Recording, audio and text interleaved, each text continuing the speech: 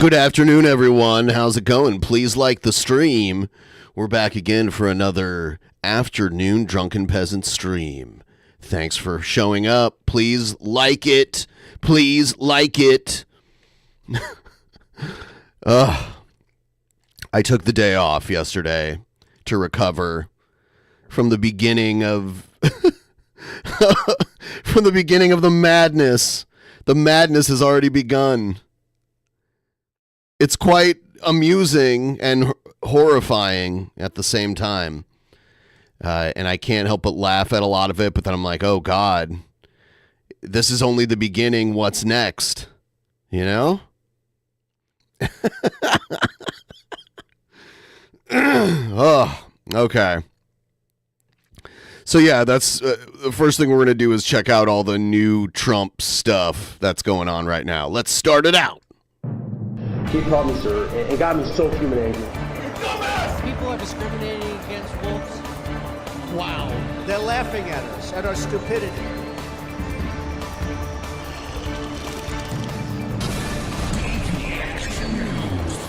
And you better well learn to love it. All right. So here's Elon Musk's full speech at the Trump inauguration rally that they had at this huge arena after the inauguration happened. So let's check that out.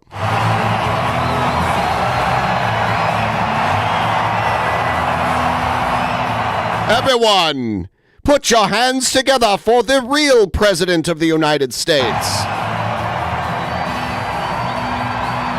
Stop asking me for feed pics in private DMs, Ben.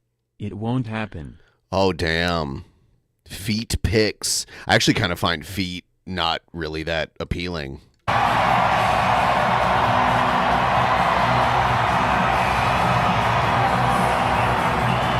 Yes!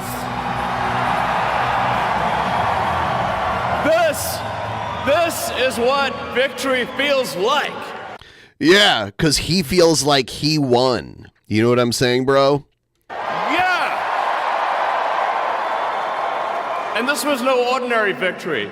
This was a fork in the road of human civilization. Okay. This. I mean, he might be right, but not in the way he thinks. We could have taken a very bad fork in the road here. But it doesn't matter to him. It doesn't matter to him at all because his life will hardly change at all, and if he just really doesn't like living here, he can live literally anywhere else he wants.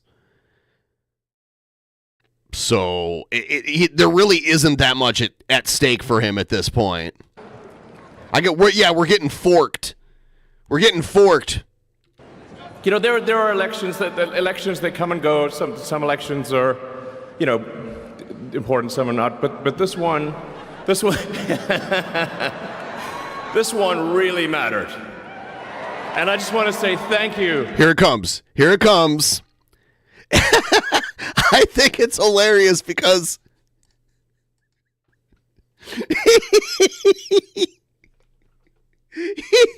he looked like he was playing it. He looked like he was playing a Nazi in like a movie, like he's one of the Indiana Jones Nazis. You know what I'm saying? For making it happen. Thank you.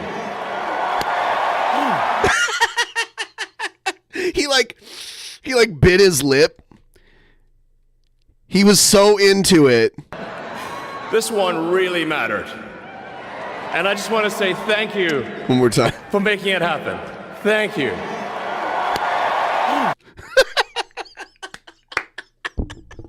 It's so fucking crazy. Oh my God, dude. He was just waving hello. He was just waving hello. You know, one time I found a screenshot of Egghead doing this. Like, he was clearly doing something else, but I screen capped it at just the right time where it looked like he was doing one of these. And then I like photoshopped him over like a swastika and stuff. And I'd show it to you, but obviously you can't. I was just slandering Egghead as a fascist. That's all. Yeah, a Roman salute. Yeah. Yeah, I put that in the title. I mean, that is how they saluted in Rome, but it's obviously taken on a new meaning, these days. My heart goes out to you. It is thanks to you. His heart goes out to you. I've never seen that before. Has anyone ever seen that gesture used for, like, my heart goes out to you?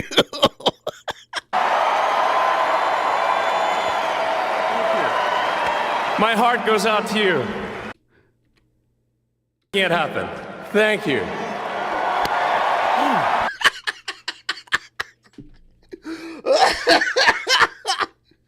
Oh my God. This is so fucked up. Ugh. Oh God. The lip bite. He's hiling extra hard, you know? My heart goes out to you.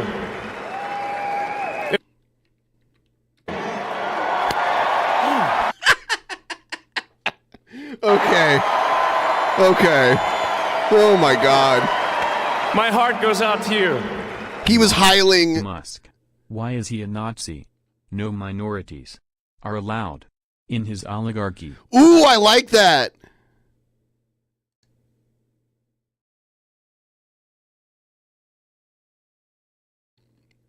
I like that.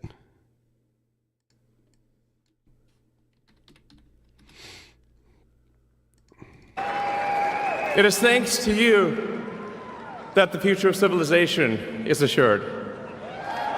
Thanks to you.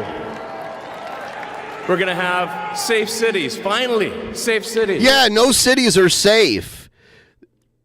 And he knows that he's full of shit here. He just knows that the really dumb people that vote for Trump think every city is just a place where you're going to get murdered. Obviously, all cities have bad areas. That's a thing that just exists. No, but safe cities. Secure borders, sensible spending, basic stuff. He's talking to the people there almost like an elementary school teacher would talk to their class. That's kind of what I'm getting from, That's kind of what I'm getting from this. And we're going to take Doge to Mars.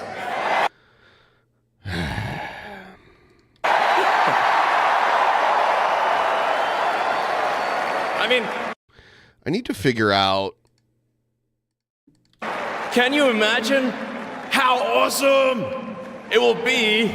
I mean, it's cool to go to Mars, I guess. Hold on a second. Yeah, that's it. To have American astronauts plant the flag. It won't be awesome for them because they're going to be stuck there. So, doesn't sound like such a great. I mean, it's cool. Like as like a sci-fi nerd and everything. I'm like, yeah, this sounds awesome. But as a practicality, should we waste the money to send people to Mars? Like, there's nothing we can do there. You can live inside of a tube for the rest of your life if you're lucky. Like, best case scenario, you live in a tube for the rest of your life on Mars. On another planet for the first time? My heart goes out to you, Ben. I hope your city is safe. Yeah. Yet Trump is still repeating the lie that, like, protesters took over a huge part of Seattle, during the BLM protests when they had the chop or whatever. It wasn't a large portion. It was a park that's about, like, 2 city blocks and, like, a small area around there. It was not like they took over neighborhoods and shit. They took over a park. Oh shit, didn't want to play that. Bam! Bam! Yeah! How inspiring would that be? You know, there's always problems in life. You know, there's this problem solved. Now is he trying out his stand-up material? That problem, solve that problem. But you know, there need to be things that inspire you. There need to be things that make you glad to wake up in the morning and say, I'm looking forward to the future. Yeah. And I love you guys.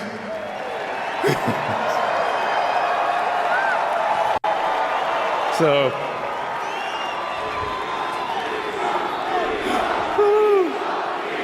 Whoo!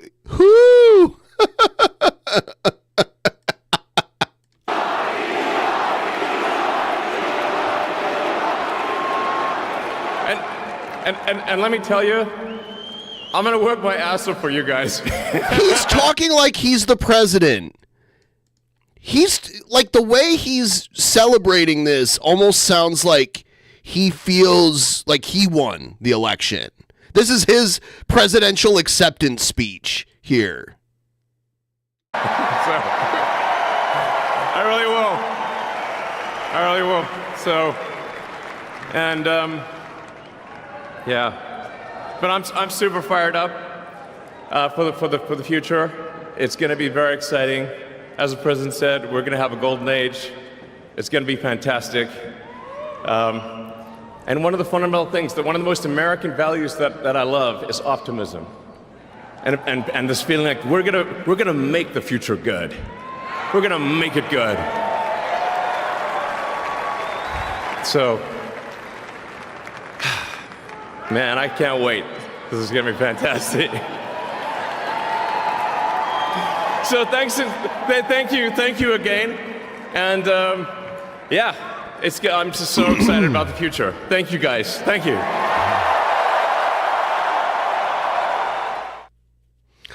Okay, so there you have it. President Musk addressing the people. I gotta see it one more time. Thank you for making it happen. Thank you. See how hard he's hiling? He's hiling so hard. He's hiling extra hard. He's hiling so hard it hurts.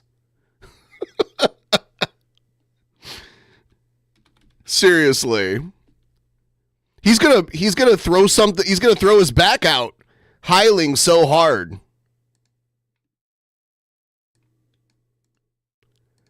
You know what I'm saying, bro?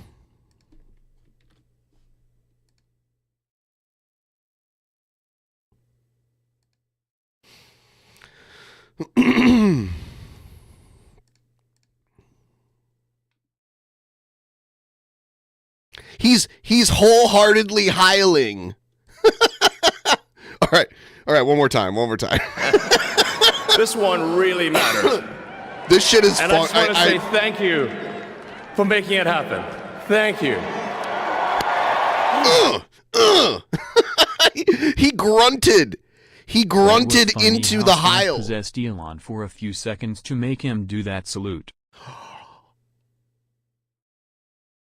Dude, don't make me believe in the afterlife.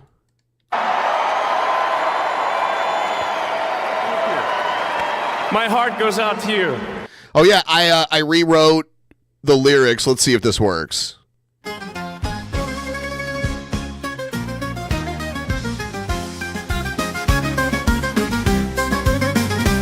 Oh no, it's still saying Asterios. Hold on. What about this one?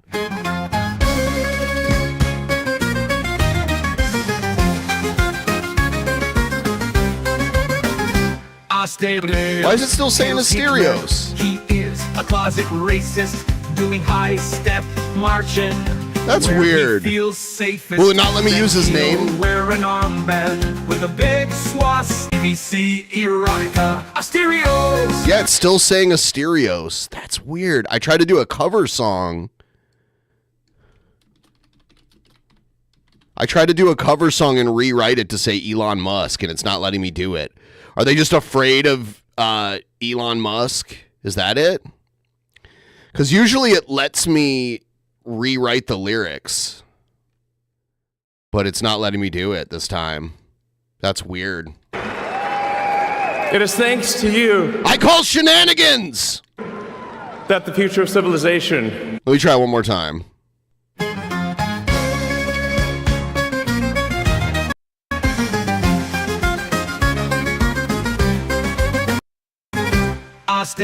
Nope, still saying Asterios.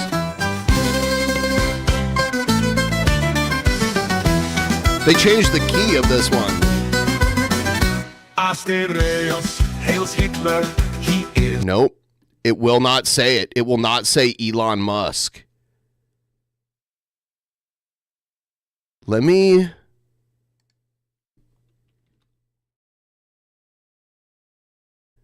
That is weird. I honestly, because I've fixed like misspellings and shit.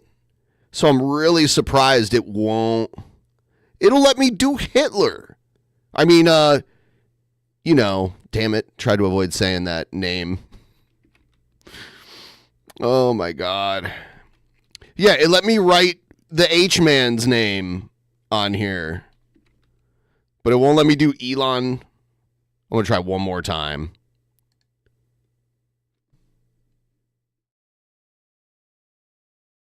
Yeah, all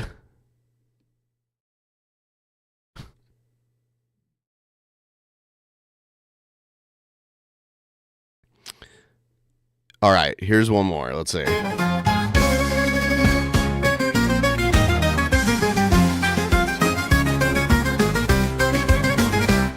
Nope.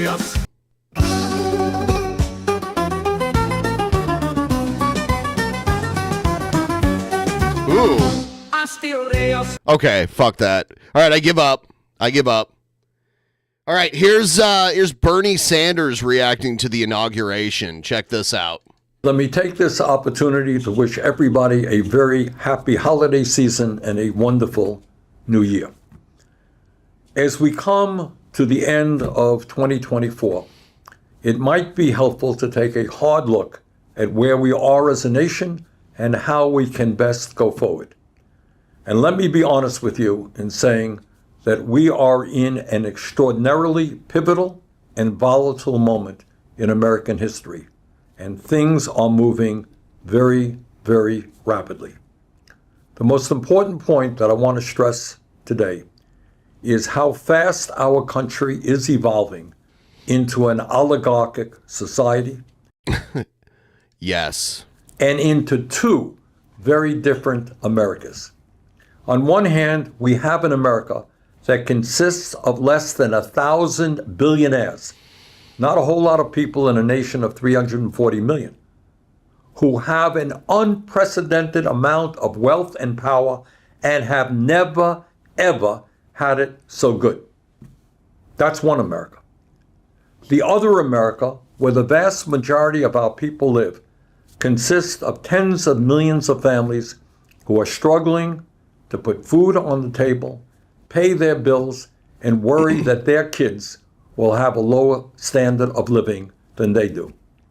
In the first America, the uber wealthy buy $500 million yachts, $270 million mansions. They have private islands all to themselves. They got fleets of jets to take them all over the world. And occasionally they take cool trips on rocket ships that blast off to the edge of outer space. A lot of fun. They also receive the best health care money can buy, and they send their kids to the very best private schools and colleges in the world. In this America, the three wealthiest men, Elon Musk, Jeff Bezos, and Mark Zuckerberg, own more wealth than the bottom half of our society.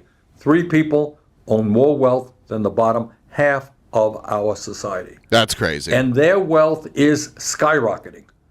Musk alone is now worth over $450 billion.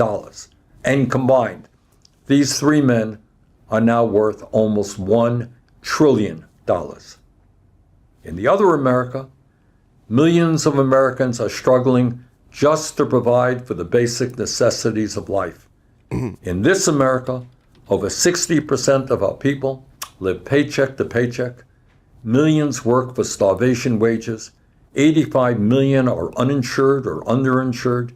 And over 60,000 die each year because they can't afford to go to a doctor on time.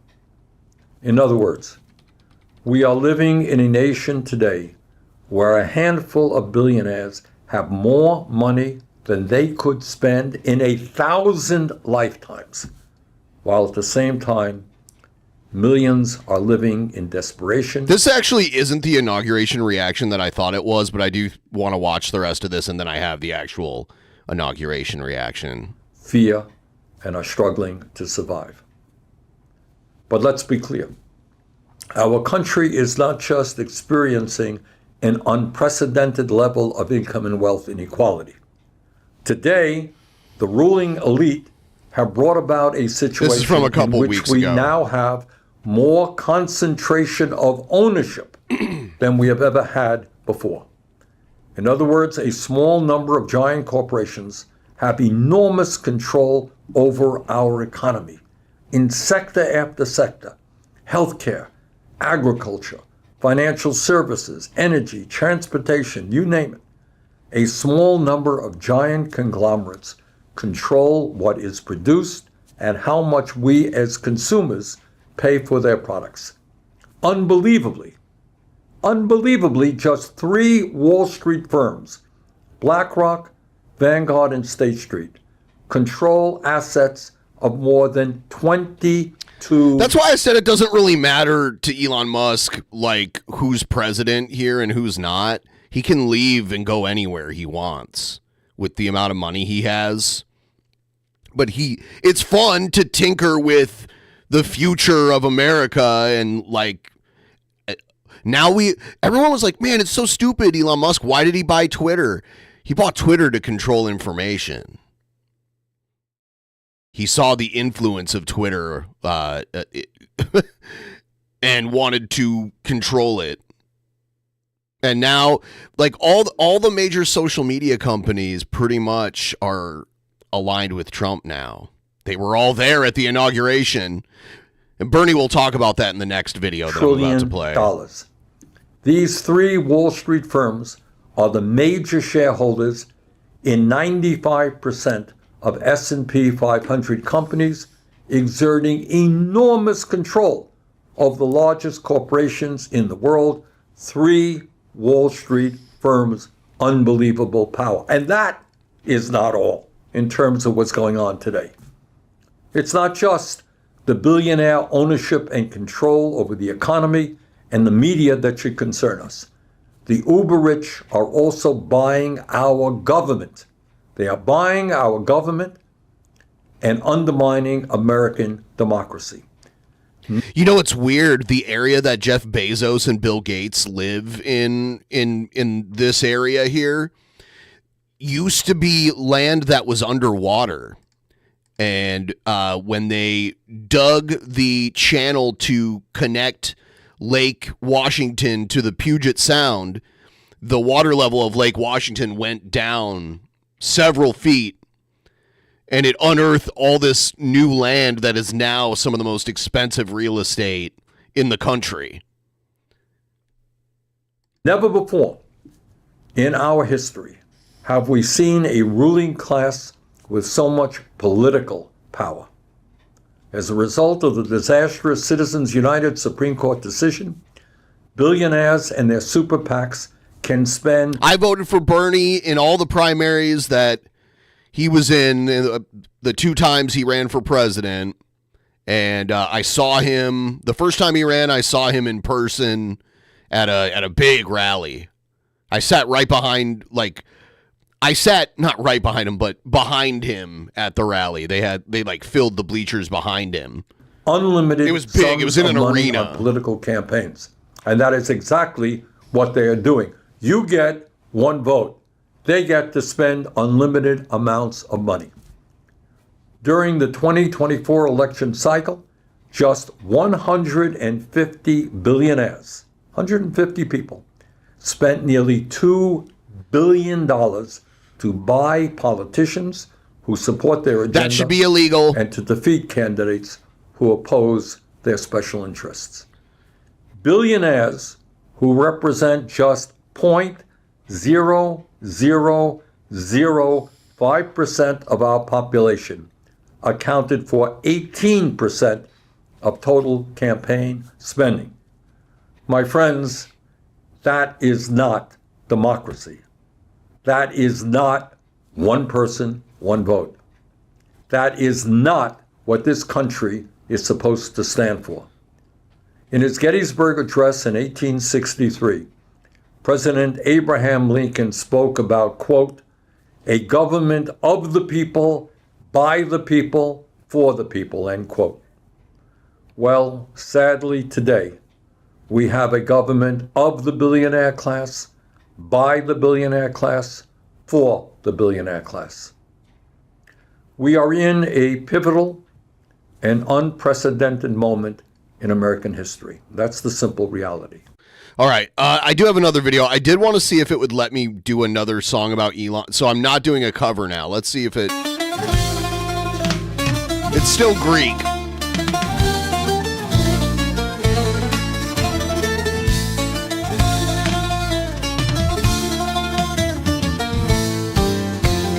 Elon Musk hails Hitler. He is a closet racist, doing high-step marching where he feels safest. Then he'll wear an armband with a big swastika. Then he'll pass out jerking to BBC erotica. Elon Musk, what the fuck? Why is he a Nazi? No minorities are allowed in his oligarchy. Elon Musk is a racist, yelling racial slurs. Everyone knows that they are his favorite words. Now he's burning crosses in people's front yards. And if they have a problem, he will just call them tards. Hey, Elon Musk, what the fuck? Why is he a Nazi? No minorities are allowed in his oligarchy. Oh, yeah. I don't know. I think this music might be too ethnic for Elon. Elon Musk, racist. Elon Musk, bad.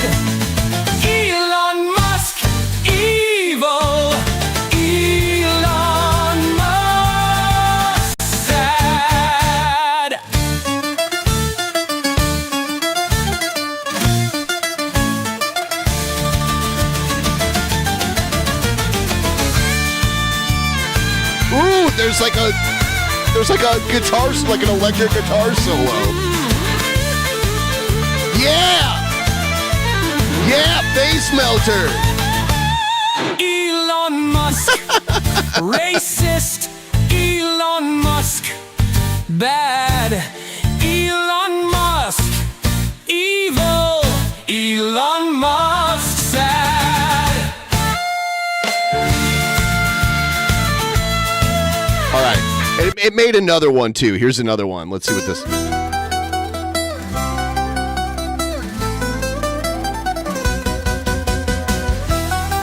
This music is too ethnic for Elon. Elon Musk hails Hitler. He is a closet racist, doing high-step marching where he feels safest. My heart goes out to the song. Yeah. With a big swastika, then he'll pass out jerking to BBC erotica. Elon Musk, what the fuck? Why is he a Nazi? No minorities are allowed in his oligarchy. Elon Musk is a racist, yelling racial slurs. Everyone knows that they are his favorite words. Now he's burning crosses in people's front yards. And if they have a problem, he will just call them tards. Opa! Elon Musk, what the fuck? Why is he a Nazi? No minorities. All right. Here's the other Bernie video. I was at the Trump inauguration yesterday, and needless to say, I disagree with much of what he had to say.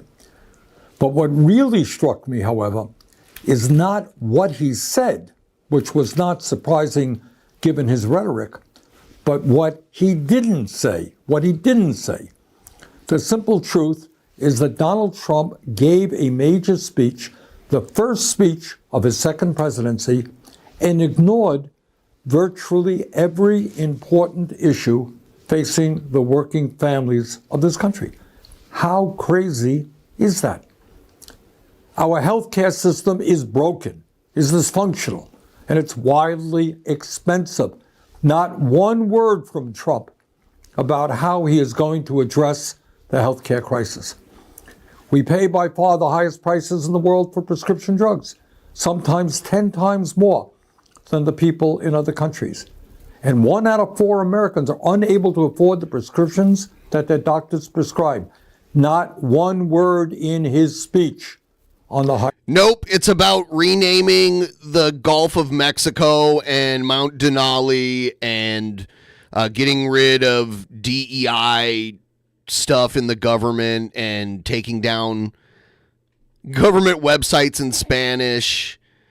It's that kind of shit. High cost of prescription drugs. We have 800,000 Americans who are homeless and millions of people spending 50 or 60% of their limited income on housing. We have a major housing crisis in America. Everybody knows it. And Trump, in his inaugural address, did not devote one word to it. Today in America, we have more income and wealth inequality than we have ever had. The wealthiest 3 people in America now own more wealth than the bottom half of our society.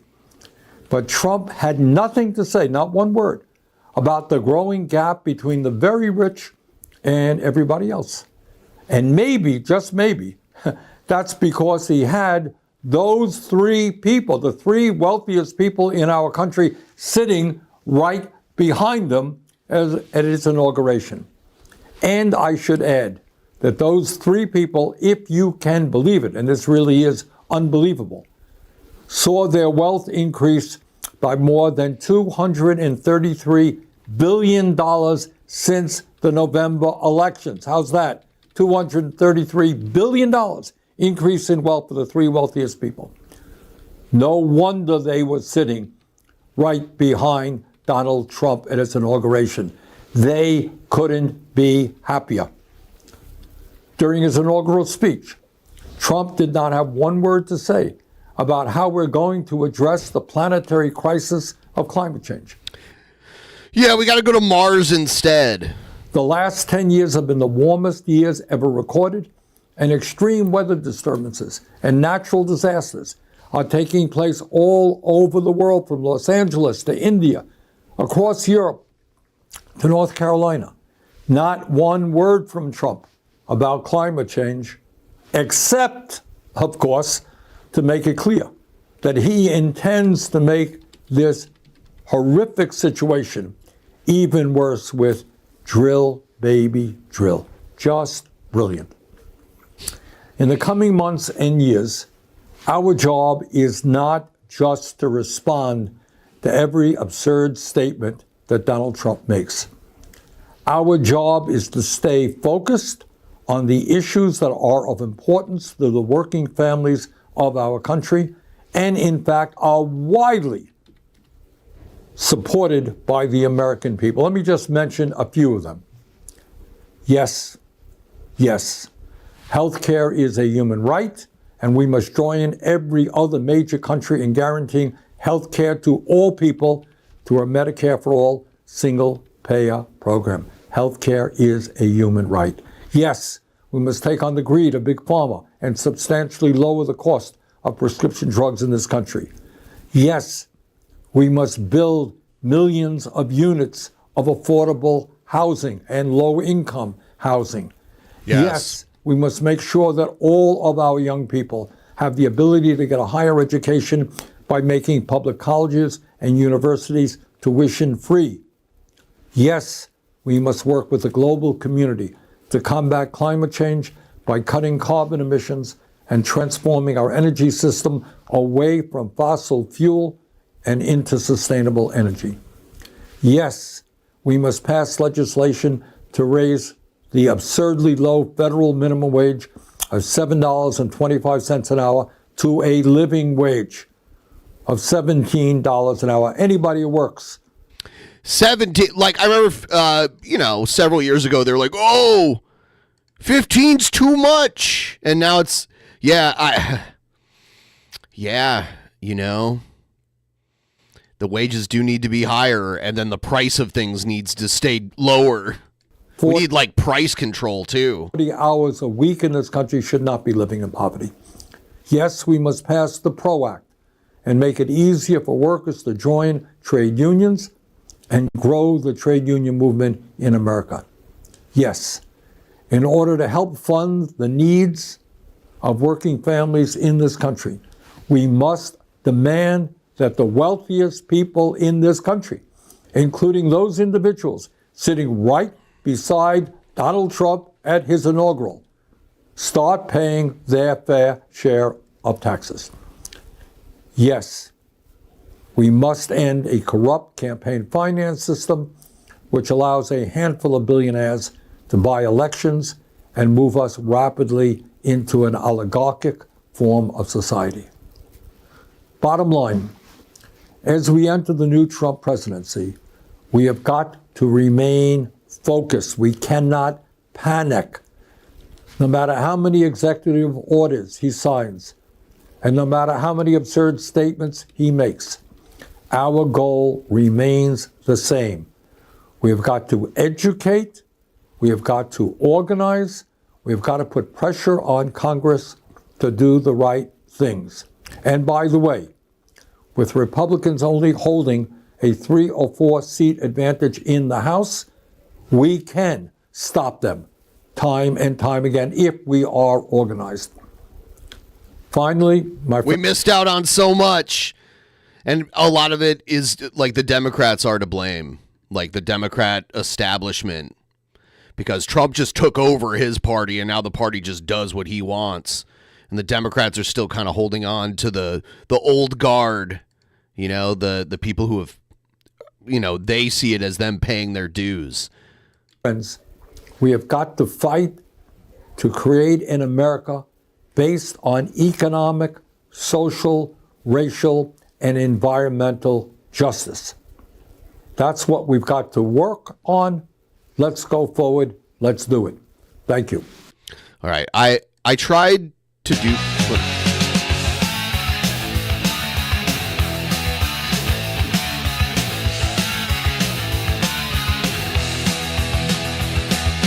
Elon Musk, Kyle's Hitler, he is an open racist. Doing high-step marching where he feels safest. Then he'll wear an armband with a big swastika. Then he'll pass out jerking to BBC erotica. Elon Musk, what the fuck? Why is he a Nazi? No minorities are allowed in his oligarchy. Elon Musk is a racist, yelling racial slurs. Everyone knows that they are his favorite words. Now he's burning crosses in people's front yards. And if they have a problem, he will just call them tars. Elon Musk, what the fuck? Why is he a Nazi? No minorities are allowed in his oligarchy.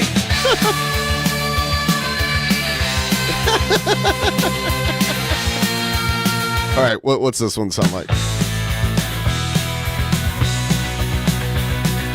Elon Musk, Kyle's Hitler. He is an open racist, doing high-step marching where he feels safest. Then he'll wear an armband with a big swastika. Then he'll pass out jerking to BBC erotica. Elon Musk, what the fuck? Why is he a Nazi? No minorities are allowed in his oligarchy. Elon Musk is a racist, yelling racial slurs. Everyone knows that they are his favorite words. Now he's burning crosses in people's front yards. And if they I had the Ramones in mind when I was trying to do this, and the music sounds like the Ramones, but the vocals do not. Problem, he will just call them tards. Elon Musk, what the fuck? Why is he a Nazi? No minorities are allowed in his oligarchy.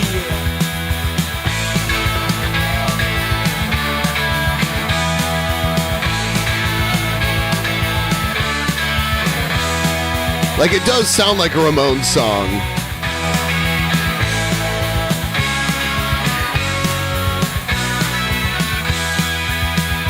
Elon Musk, racist Elon Musk, bad Elon Musk, evil Elon Musk, sad.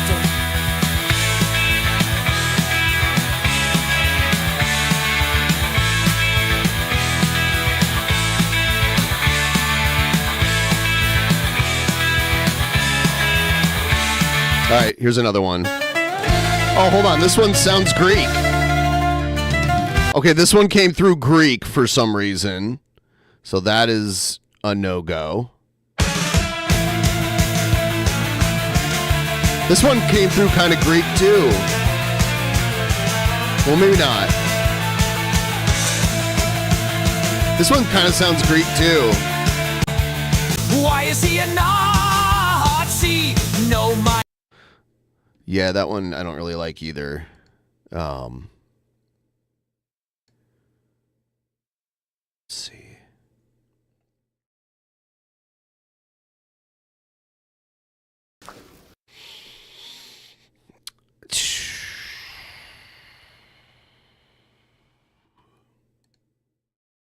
Create.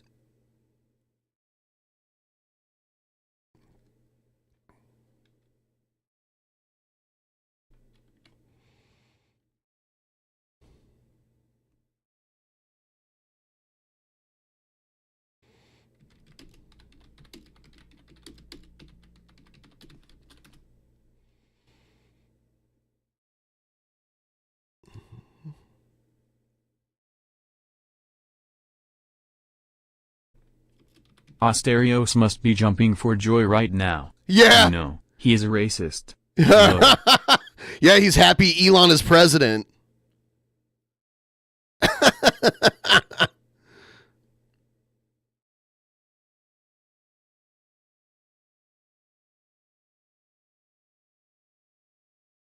All right. All right. I generated a cover. Let's see if we can get this. Oh my God. I can't even show. Okay. It.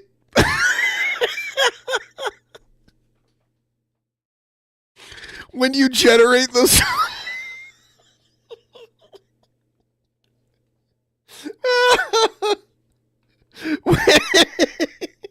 When you generate the song, it makes a fucking thumbnail for it.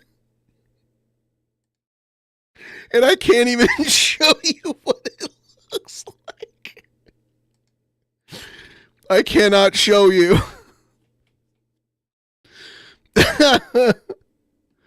Oh my God.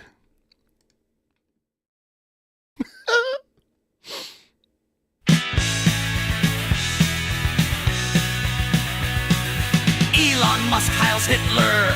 He is an open racist, doing a high step. Okay, hold on. Elon Musk Heils Hitler. He is an open racist, doing high step marching where he feels safest. Then he'll wear an armband with a big swastika. Then he'll pass out jerking to BBC erotica. Elon Musk, what? All right. Anyway, I've fallen down the rabbit hole. I don't even want to describe it to you. It is like, can I save the image? I don't even want to post this in Discord.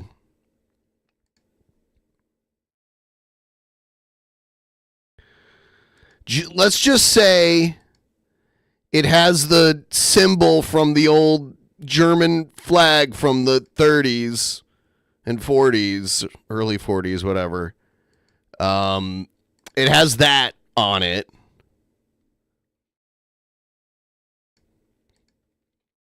So, yeah. Yeah, the ninja star. Because usually it takes, like, whatever something from the lyrics and creates, like, a weird AI thumbnail for it. And usually it's kind of funny because it'll somehow, like for the Shanny one, it was a potato outside in the cold weather and shit.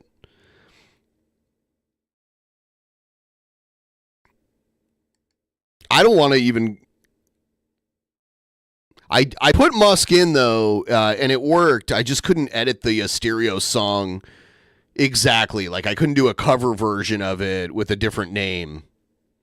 So I had to use the same lyrics to generate a whole new song. I use a website called Suno.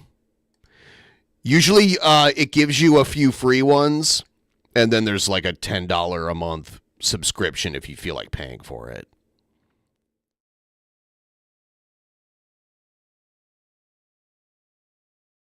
What do we got here? Oh, yeah.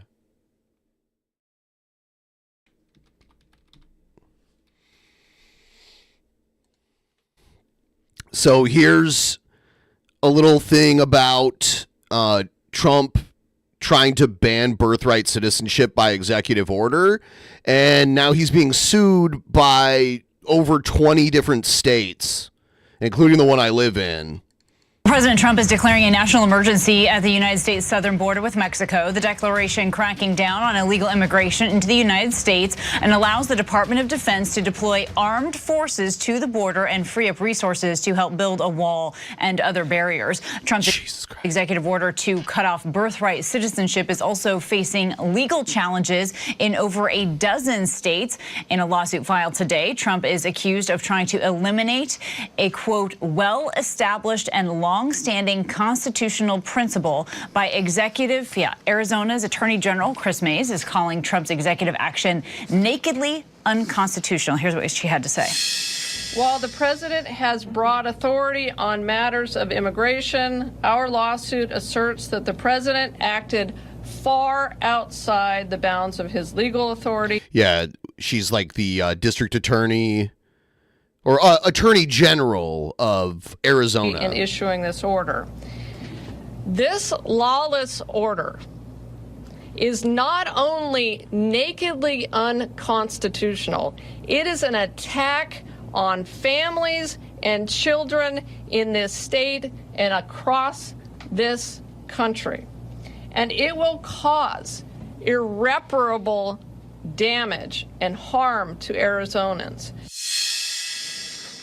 Well, as Arizona Attorney General Chris Mays is joining me now from Phoenix. Attorney General Mays, thank you for taking the time to be here with us. And let's just jump right in here. I know that you have argued here that Trump's executive order violates the 14th Amendment as you see it. What actions are you taking to protect birthright citizenship for people in Arizona right now? So thanks for having me. We have filed, along with 21 other states across this country, a I don't think lawsuit Trump that can do seeks this. to- But what, is it going to come down to the Supreme Court eventually here? Because there's obviously a constitutional amendment that would have to be worked. It would have to be amended. Achieve a TRO against the Trump administration for what is a clear violation of the 14th Amendment that ensures that any person who is born in the United States is a United States citizen. And I think it's important to remember that the 14th Amendment goes all the way back to the Dred Scott decision before the Civil War. And it overturned Dred Scott, which said that former slaves and their children could not be citizens. And so for more than 150 years, this has been the law of our country. And the 14th Amendment is clear. It is the plain language of the 14th Amendment that anyone who is born in this country, this is about the American dream. It is about... What, were you born on the actual base? Because if so, I think that technically means you were born on American soil if you were born like on a base. Making sure that anyone who is born here is a citizen and can participate in our country, in our processes, including voting, including being a part of the military, including being a part of our education system. And we allege, all of the states allege, that this will cost our states hundreds of millions of dollars because now the states are going to have to be responsible for providing these providing services to people who essentially are now going to be stateless people. Well, can you elaborate a little bit on that? Because again, you've said Arizona will lose hundreds of millions of dollars of funding if this becomes law. Explain that to me exactly.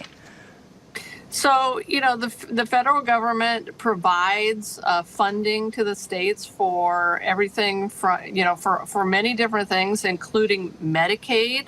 So, in our state, that's called access. That money, though, is for individuals who are considered citizens. Look at our beautiful concentration the camps. Children of people who are not They're beautiful. Citizens at the time. So those children who are born here are citizens today. Under this new executive order, apparently the federal government would not provide that funding, or that funding would not be available to these children. I think it's also important to remember that this is going to cause chaos in our hospitals and our healthcare system, because all of a sudden it's going to be on the hospitals to try to figure out what goes on a birth certificate and who is a citizen, and whether the child that has been born has parents who are citizens. So it is going to cause... Yeah, it's going to overcomplicate everything, and it's unconstitutional, so... Absolute chaos is going to cause damage to the states, not to mention to our doctors, to our hospitals. I mean, what's next? Are these doctors and hospitals going to be in the position of having to ask the patients whether they're citizens? Are they going to deprive? My guess is that this is not going to stand, and the rules are not going to end up changing. These moms of health care, because they don't know whether they're going to be reimbursed for that hospital stay. The ramifications of this are enormous, absolutely enormous. And then I just have to go back to the fact that it is so clearly unconstitutional, and it is absolutely dismaying and unbelievable to me as a top law enforcement official of the state of Arizona that the president of the United States would engage in something that is so clearly unconstitutional. It violates the black letter law of our country and our constitution, and the AGs of this country will not stand for it. Well, and Attorney General, you bring up some things here about the cost to the state here, as well as the fact that this will impact pregnant women that are currently pregnant, and this law has gone into effect while they're pregnant, and that does include both undocumented mothers, expectant mothers, as well as those that just don't have permanent status. But also, I'm curious, because by our count here, Arizona's undocumented population is about 3.5%. That's not very much. What was your conversation here? Tell me how you decided to take on this lawsuit instead of maybe let another state that has a larger undocumented population spend their tax dollars on something like this. Well, I think it's important to remember that we have thousands of children born every year here in Arizona, thousands of children whose citizenship would be put at jeopardy. I don't think it matters what the executive order says. Executive order Pretty sure the 14th Amendment will override this. Absolutely affects us. And if he could just override the Constitution like that, then the Constitution is meaningless. We believe like it's a suggestion at that result point. In hundreds of millions of dollars lost to the state of Arizona. So we absolutely jumped in on this, and I think it's why you saw 21 other states filed the very same lawsuit. We filed in the Western District of Washington with, I believe, 3 other states, and then there's an Eastern lawsuit as well. This is fundamentally fighting for our rights. It's fighting for the integrity of our Constitution. No president is allowed through the issuance of an executive order in his or her pen to shred the American Constitution. The 14th Amendment exists. It is there. And it says that any person born in the United States, any person born in the United States is a citizen of the United States. Donald Trump cannot get around that by signing a piece of paper on his desk on his first day in office. Again, we know that President Trump has declared a national emergency at the border. What, if any, steps are you doing within the state to try to curb illegal immigration?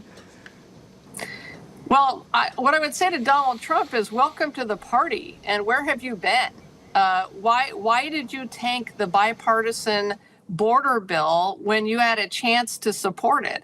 God knows how much fentanyl has been allowed to come into the United States because Donald Trump told Republicans in Congress, don't support the bipartisan border bill. What Donald Trump has not done yet, and I didn't see it anywhere he looks in slightly all of toasted. Those executive orders that he's signed, what he hasn't done is said, I'm going to double or triple the number of DEA agents in Arizona. That's what we need to fight the fentanyl crisis, which I have been fighting as Attorney General. Why has Donald Trump not double or triple the size and the number of Border Patrol agents at the border already? Why didn't he do that with a day one executive order? What I hear from him is a whole bunch of words and a whole bunch of executive orders and a lot and not enough action. So if he was Gulf of really America. serious about securing the border, he would have done those things already. He would have done that on day one. He would have said, I'm going to fight the fentanyl crisis. I'm going to help the border state AGs like me fight the fentanyl crisis, which we have been doing for years, for the last 2 years down here, seizing a... Yeah, I'm looking at Google Maps. Still says Gulf of Mexico. Record amount of fentanyl.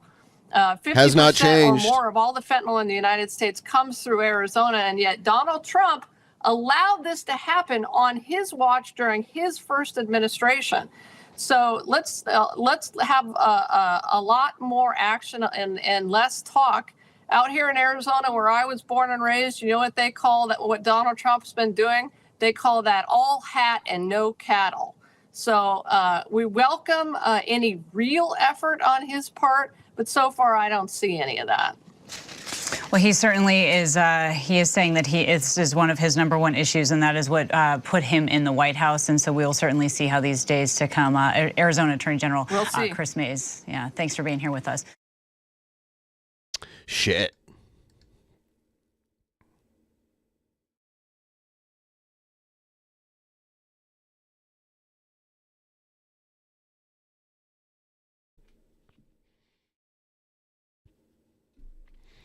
Whatever. I don't even know, you know. I don't think that's going to stand.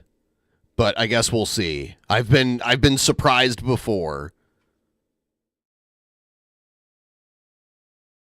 Here's Trump moves swiftly to eliminate DEI programs. And the president is moving quickly to end diversity and equality and inclusion programs in the federal government. Plus, CBS News has learned his administration has canceled all refugee travel to the United States until further notice. CBS's Natalie Brand is in Washington with the story.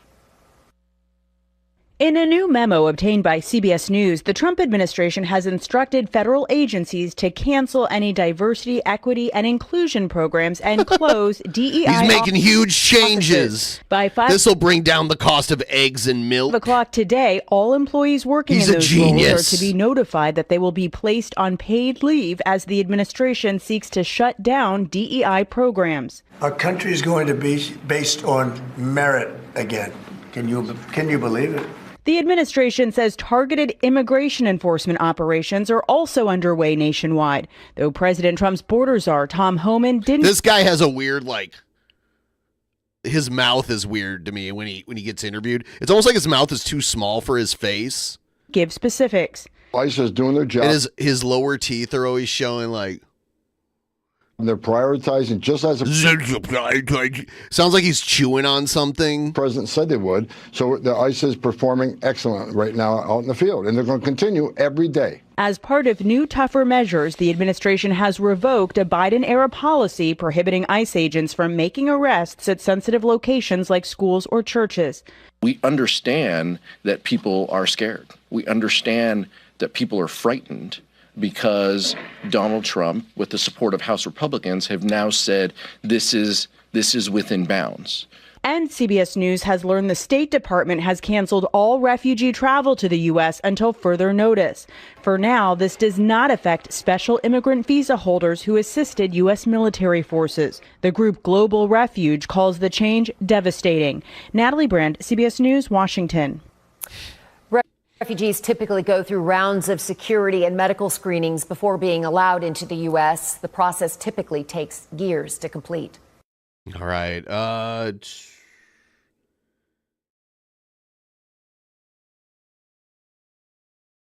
Here's Speaker Johnson he's asked about the January 6 pardons. Money from Republicans have long said you guys back the blue.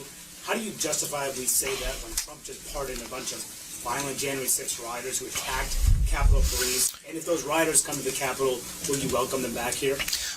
So look, everybody can describe this however they want. The president has the pardon and commutation authority. It's his decision, and I think what was made clear all along is that peaceful protests and people who engage in that should never be punished. There was a weaponization of the Justice Department. There was a weaponization of the events. That did sound like G-Man.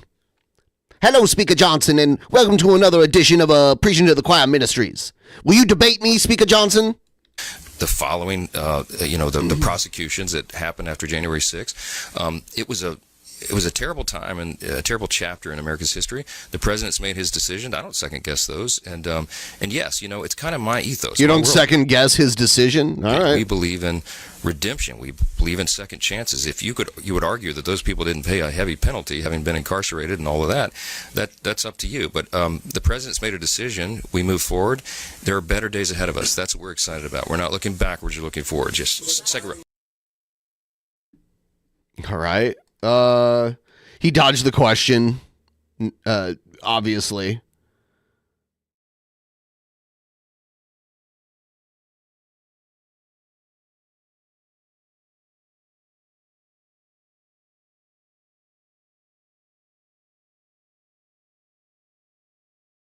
I have other stuff, but I also have another stream that I'm doing tonight. The hits keep coming from Mr. Trump, Senor Trump.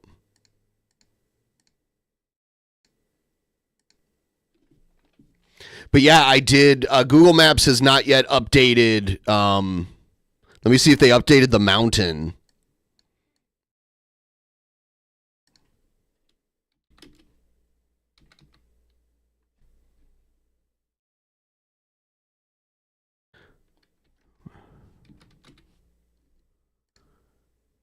Okay. So if I go there, it says Denali right now. So that has not been updated either.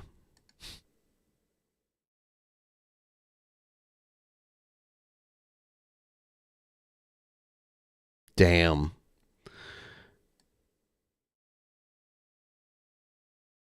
Oh, we do have there is the Gulf of Alaska. Should we change the name of that? Let's change Hawaii's name back to the Sandwich Islands. It's the Sandwich Islands again. Because I really like sandwiches. Believe me, I like sandwiches.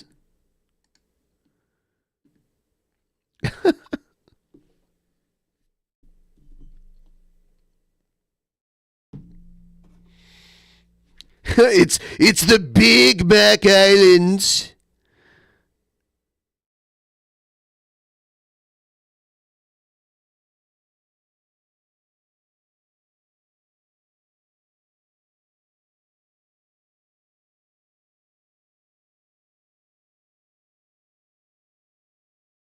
Yeah. The Happy Meal. The Happy Meal Islands.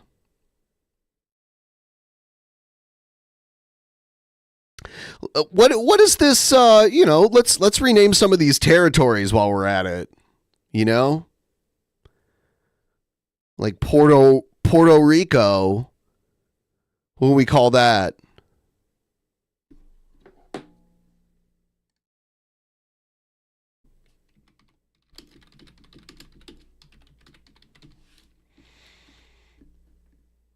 Oh, it just means rich. So we'll just call it Port Rich now, right?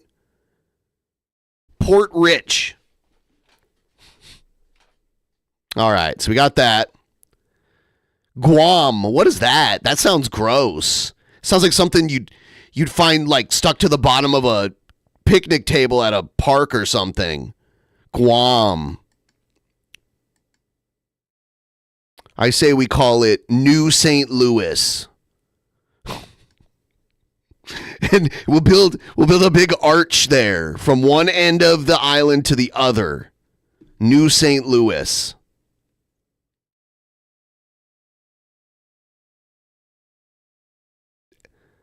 X. No, that's going to be the British Virgin Islands is going to be X. Guam, I'm sorry, I think you're referring to New St. Louis. Ooh, American Samoa. What's that going to be?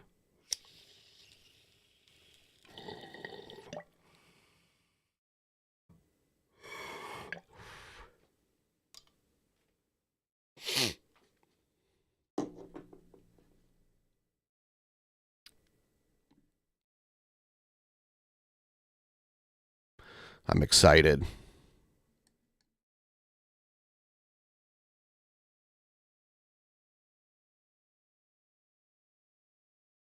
The real American Samoa, brother.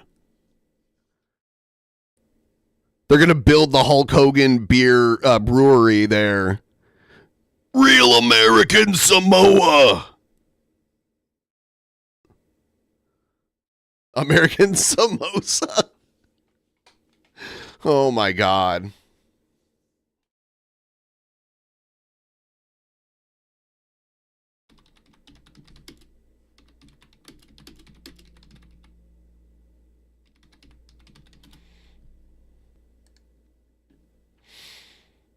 Which ones are we missing here?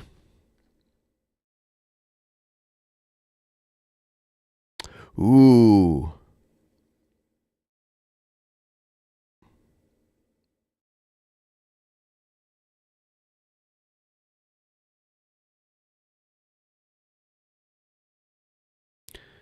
Here it is, right here. So American Samoa, we got that. Real American Samoa. We got New St. Louis. What did we rename? Port Rich. What did I say the Virgin Islands were going to be? I forgot already. And then we didn't rename the Mariana Islands. The Melania Islands. The Northern Melania Islands.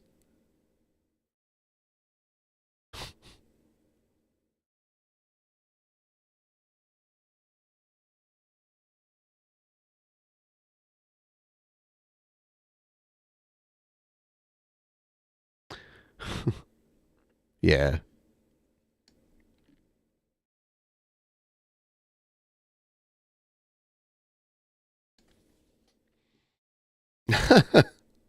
Oh my God. All right, here's Trump talking about the pardons. And President Trump continues to face political pushback following his first full day as Commander-in-Chief. Trump is now defending his decision to pardon January 6th defendants. NBC's Chris Malone has news. Today, some federal employees are being told to stay home and prepare to be fired. A new Trump administration memo released overnight says people who work in government diversity, equity, and inclusion offices are being notified. They are being not to Wimbledon. The short version is Willie Island. Puerto Rico is Trump land. The Virgin Island is Elon X. Okay, X Island.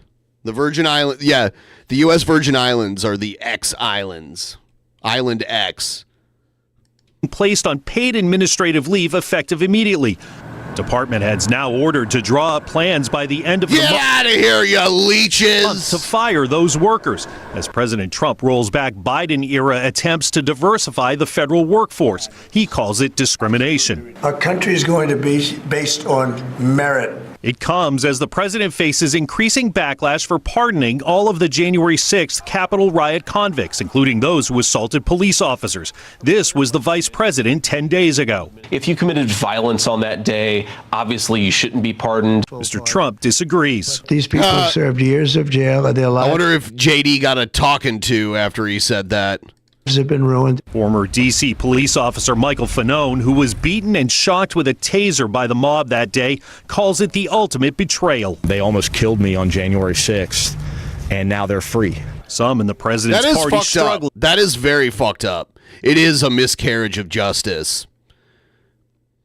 To defend the move. It was surprising to me that it was a blanket pardon. Now I'm going through the details. Monday, the president also moved to end birthright citizenship for the children of undocumented immigrants, a right guaranteed by the Constitution. People have wanted to do this for decades.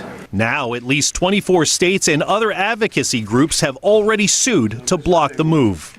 Chris Pallone, NBC News, Washington. Look at all the shit he's signing.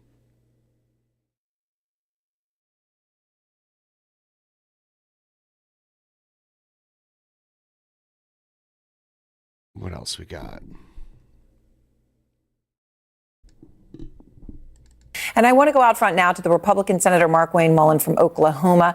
He jumped into action on January 6th to stop the violent mob at the Capitol. You see him here barricading the doors to the House chamber with a desk from the House floor. So, Senator Mullen, you were there and you know what happened that day. Do you wish President Trump would have only pardoned nonviolent offenders? Obviously, that was clear that he was going to. He's just going to be like, it's the president, and he has the authority, and I can't question it, is what he's going to say, right? That instead of the blanket pardon he issued. But he'd question whatever a president he didn't vote for does. Well, I think what happened is after President Biden did the preemptive pardon on his family members and on the Jan 6 committee, I think it all changed. And this is President Trump's prerogative. He's the president of the United States now. And the American people, November 5th, chose to move on past January 6th. It was a regretful day. It should have never taken place. There was no question it was a riot. I saw it with my own eyes. But President Trump is the president of the United States, and things changed. Even J.D. Vance is the second youngest vice president ever. The youngest ever was John Breckinridge at 36 years and 47 days. And J.D. Vance is 40 years and 171 days. It's crazy. President Biden, remember, 4 years ago said that a preemptive pardon shows guilt, but yet he went ahead and did that. And as I said, I think everything changed after President Biden did what he did 15 minutes before he left office. So obviously, I'm not going to equate one versus the other. I do just want to point out the point, Senator, as you and I know, anyone watching knows, there's no way that they got 700 pardons ready in those few hours. That helped him by allowing the first human-manatee hybrid to become president.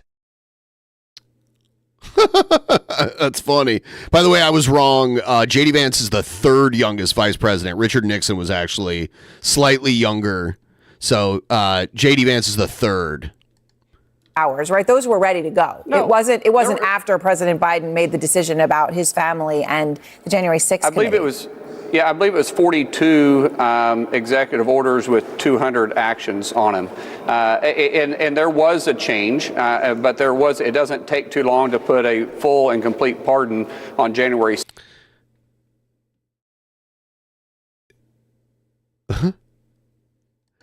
I don't know why. To answer your question, sorry, I got really high. Why is against DEI? That helped him by allowing the first human-manatee hybrid to become president. Is Trump a human manatee, kind of like the manatee himself? Are they the same species? It simply changes the piece of paper, and I get people are upset at those that provided violence and especially to our officers, who many are my friends. Yep. But at the same time, I'm not saying it's fair, but at the same time, President Biden changed all this. Remember the 37 murderers that he commuted their sentences? Remember 2 of them, one that he pardoned. What about Biden? 2. Biden's gone now, but yes, you're going to hear a lot. You're going to hear a lot about Biden. We're going to hear a lot about Biden. The one that he pardoned killed 2 FBI agents. Another one literally beat an officer to death with a hammer. And another one literally tied up a woman who had accused him of rape, tied her up in duct tape, put a center block around her, and threw her over a bridge live.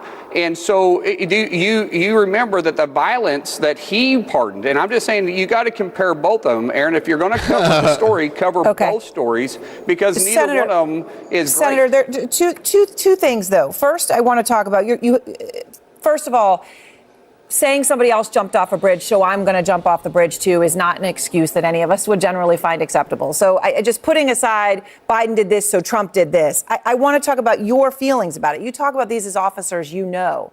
You were there. You say it's a riot. You were yelling in rioters' faces. You were blockading a door as they were attacking the Capitol. And you've talked about what you saw. Right? You've talked about what you saw, that you walked in a room and saw people that had officers that had broken limbs, noses broken. You talked about it yourself. Let me just play some of that. I hollered at him and I says, I'd put you down. And I said, I'd put you down. And the guy looked at me and he says, this is our house. I said, it's our house too. He says, yeah, but this is our effing house. And I said, it's our house too, and we're not going to let you come in. And that was an exchange, Senator, that you described having with one of the rioters. In the context of what we're talking about here, just this particular pardons, how can you defend people like that?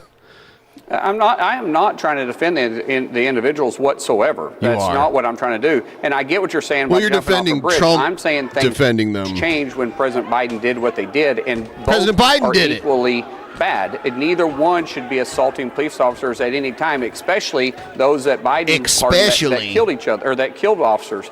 Now, going back to what happened, it was a horrible day, Aaron. I said it was a horrible day. However, the American people have chose to move on. That was evident with the overwhelming support that President Trump got November 5th. Crybaby. And he did not hide his disdain for the Department of Justice, who was openly targeting individuals. Keep in mind, over half the individuals that was pardoned here, Aaron, were people that got misdemeanors for parading on public lands and picketing on public lands. And you know that to be a fact. Senator, yes, and we knew that he was going to pardon those individuals. I don't think anybody was under any illusions about that, right? But the ones who did the violence, when you heard Officer Fanone talking about 6 individuals who that are your friends who are on the receiving end of this, what do you say to them today?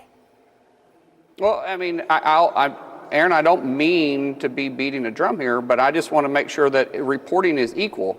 What does the individuals, what does the Biden administration, what does this station say to the individuals that they lost 2 of their family members that were FBI agents?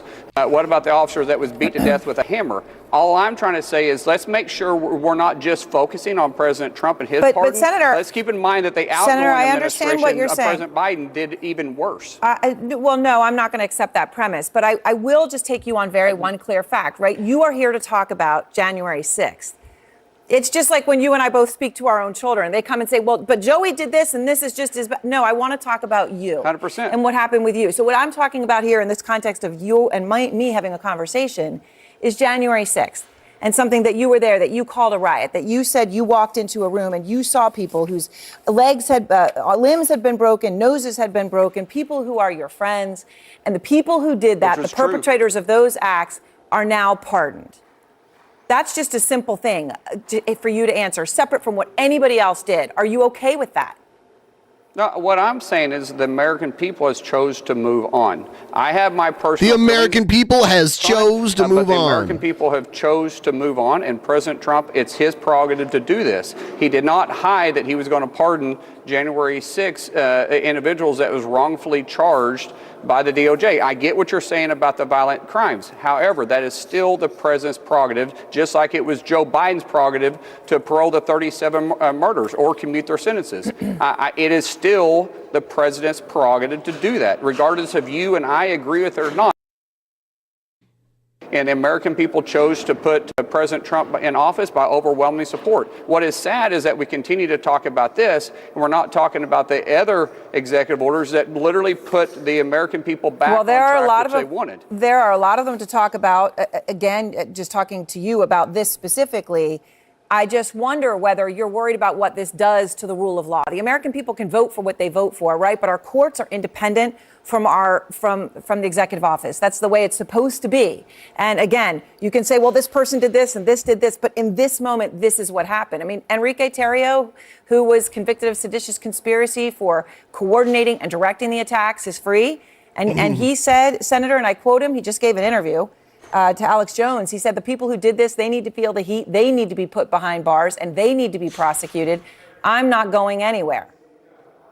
Well, if you're talking, he's out. He probably has a lot of support now. It's fucking insane. About the rule of law, President Trump is a person that's reinstating the rule of law. He's the one that has closed down the lawlessness that was happening on the border. He's the one that's going to aggressively go after criminals in the cities. He's going to close down the sanctuary cities. He's the one that's going to enforce the law. He's not the one that weaponized the DOJ in his first administration. He's not going to weaponize the DOJ this time like the Biden administration did. So if you're talking about rule of law, I'm not worried about it. In fact, I'm excited that President Trump is going to actually enforce the rule of law once again, because what separates us from a third world country is that we enforce the law and we respect the law. Third world country kind of does whatever they want to. That's why people wanted to come to the United States, because they wanted security, they wanted confidence, they wanted to know they could live in peace, and that we didn't see that underneath the Biden administration. All right, Senator Mullen, I appreciate your time. Thank you very much. Thank you, Aaron. There it is.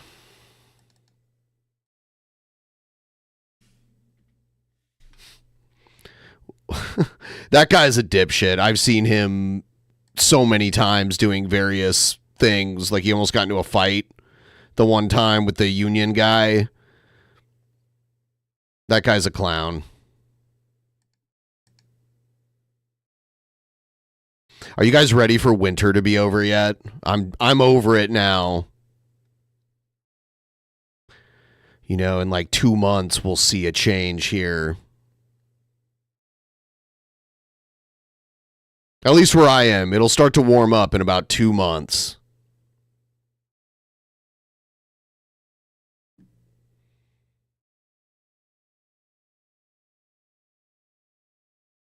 I don't like the winter. Not at all. It's not that cold here, though. Relatively speaking. It's 40 degrees right now.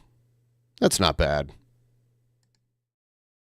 I've seen worse. I've lived through worse. It's just like sunny and cool, 40 degrees.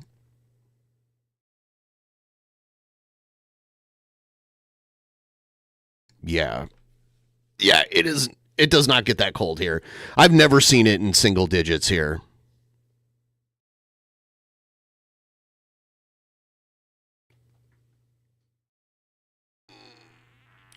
Oh, God. Whew. I got so much stuff, but I'm part of me is like, I should just save it for tonight.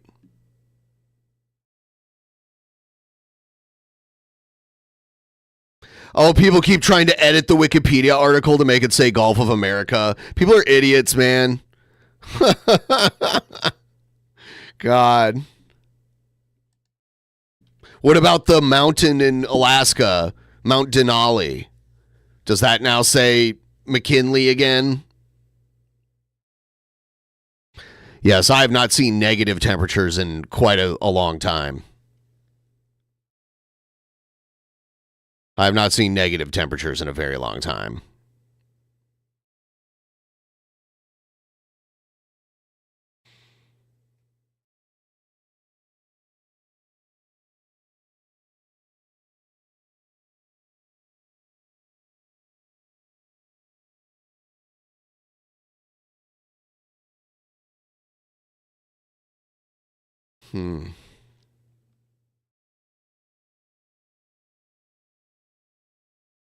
Yeah. It does not get that cold here. And then usually in the summer, it doesn't really get that hot either. Sometimes, very rarely, it'll get like really hot. But most of the time, like in the summer, it's kind of cool. It does dry out, though. Gets really dry. And then there's all sorts of problems that comes with that.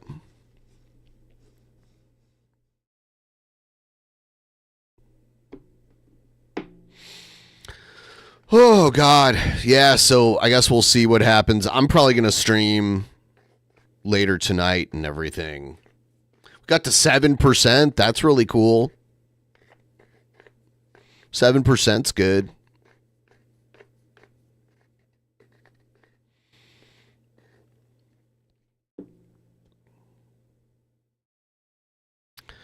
I don't know. We'll have to check in with. I mean, there's Sturge. We can see what Sturge is up to. Let me see.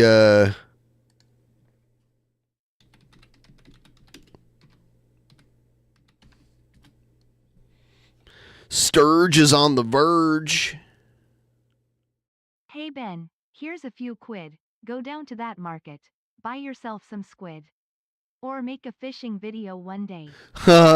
Squid, yeah. I mean, like, I've eaten calamari and stuff like that before. I'm not usually a mollusk type eater. You know what I'm saying? I do like shellfish, though. And, like, oysters, clams, mussels, that kind of stuff. I like that kind of shit.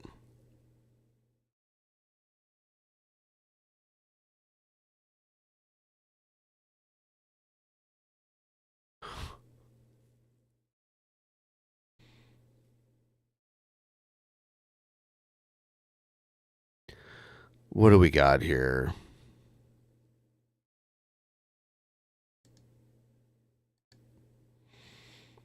It's funny because if his video isn't about Eric July, it usually doesn't do that well.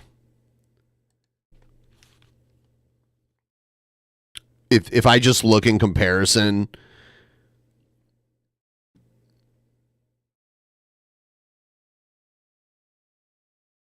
Eric July, bud. I am renowned Zero, and today we're going to talk about Eric July.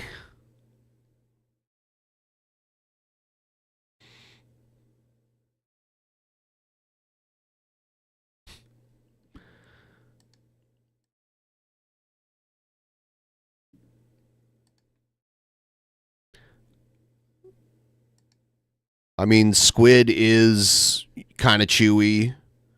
I've only really had deep fried squid. I've had calamari, which is just like deep fried squid, like battered and deep fried. And it is kind of chewy. I'm not a big fan of it. I'm just not into like eating octopus or any of those kind of animals.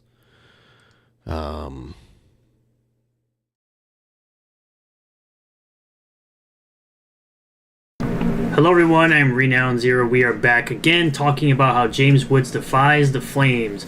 Hollywood star's house miraculously survives the wildfires after critics decided to mock his misfortune. Because of course the people in Hollywood for the most part are disgusting human beings. The people in Hollywood.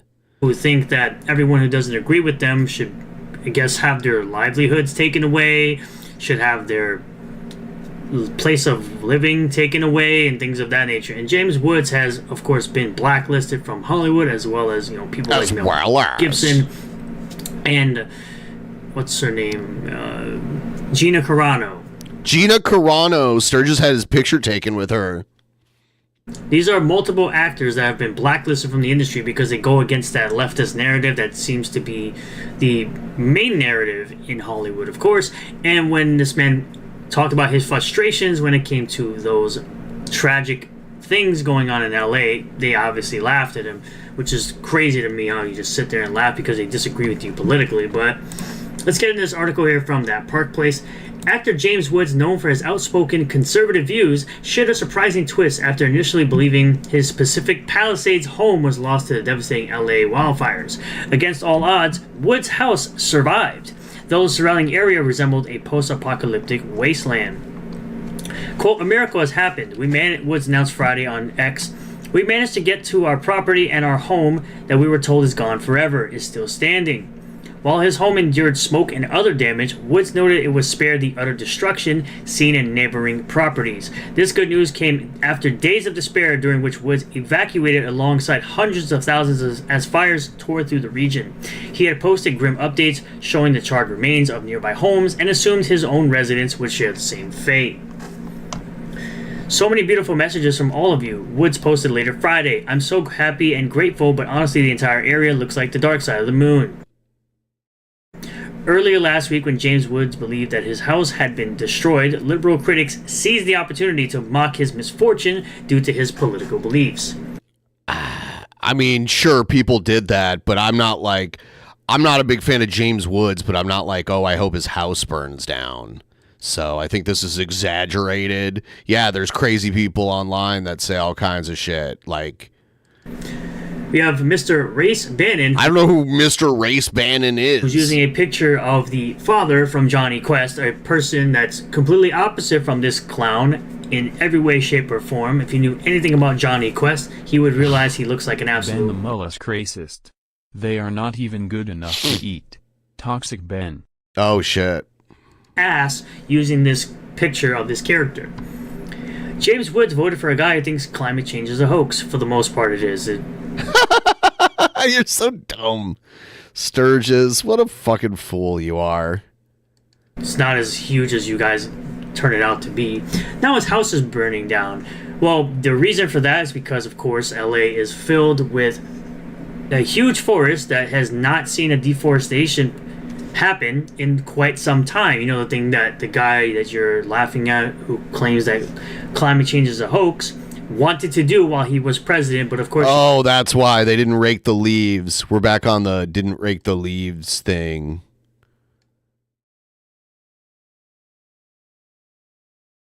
Your crack smoker of a governor, Gavin Newsom, decided, no, we're not going to do that, and now this is the result of that. So, cause and effect. One ex-user jeered, quote, James Woods voted for a guy who thinks climate change is a hoax. We did read that already. Them. James Woods' house might burn down. Me. And it's a picture of Jennifer Aniston from Friends laughing. Woods wasted no time hitting back, asserting that the fires had nothing to do with climate change because they didn't. He was correct. Well, he is correct, still, but rather poor governance under officials like Karen Bass and Gavin Newsom. California's wildfire management policies have long been a point of contention, with critics blaming bureaucratic inefficiencies and environmental regulations for exacerbating fire risks. Quote from James Woods, this fire is not from quote-unquote climate change, you ignorant a-hole. It's because liberal idiots like you elect liberal idiots like Gavin Newsom and Karen Bass. Oh, is that why? Fire... Yeah. Incompetent politicians are... the biggest fire hazard. The first thing about fire management, and the other can't fill the water reservoirs. Instablock, hashtag. In a moment of gratitude, Woods credited his neighbor for taking swift action that likely saved multiple homes. Political fire. Quote, my neighbor one house over sent me this video he took about 30 minutes after we evacuated, Woods wrote.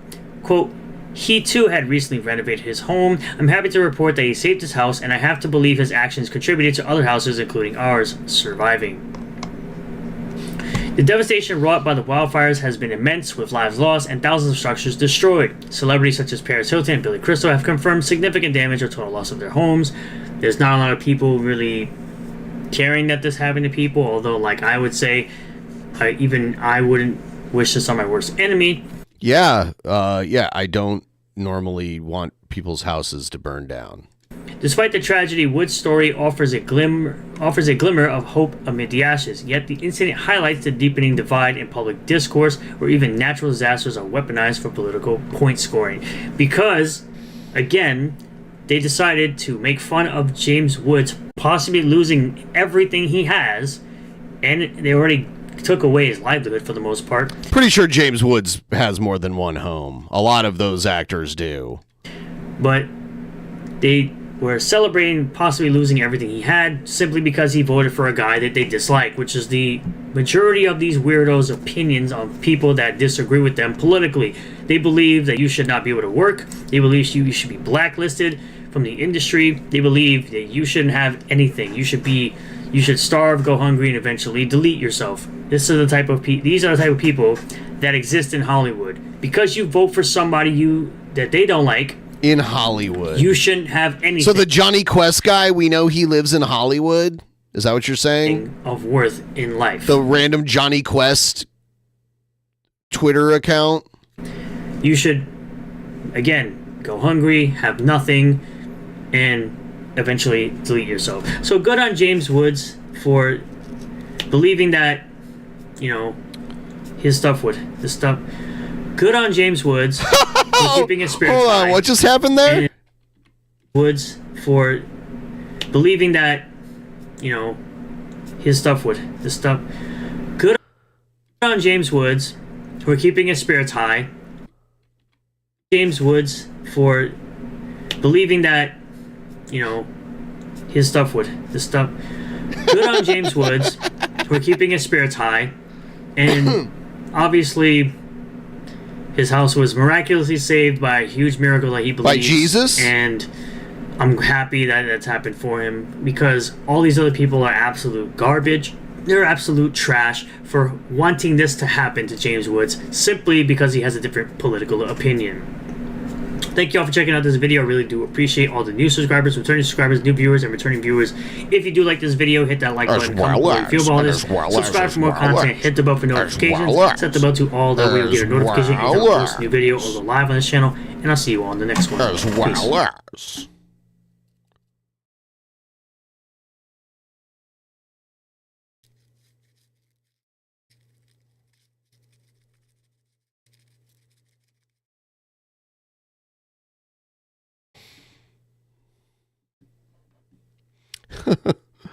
Oh my God. Sturge.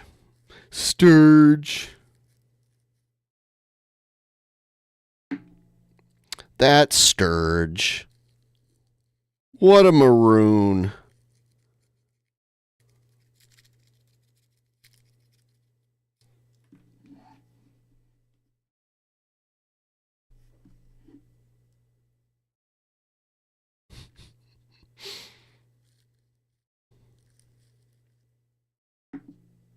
Yes, please like the stream. Sturges Spurges.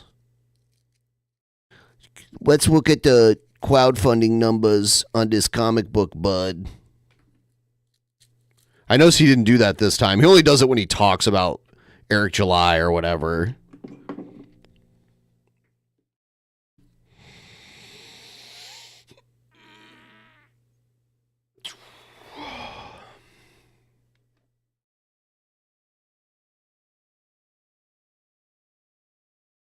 Oh, God. He's the Rain Man. Yeah, they should. There should be a comic book based on Sturgis that like looks like him with a dumb superhero costume on, and call it Rain Man. Rainman. Oh no, we'll call it Rainman.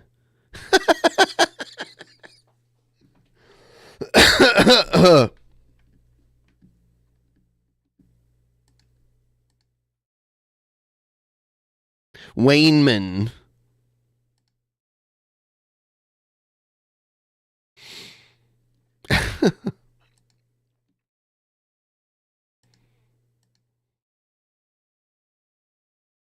I'm Dwayne Man, bud.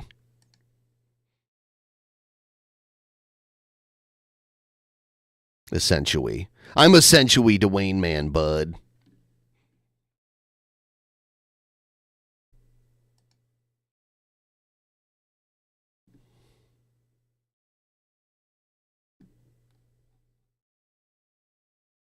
He's essentially the Wayne Man, bud.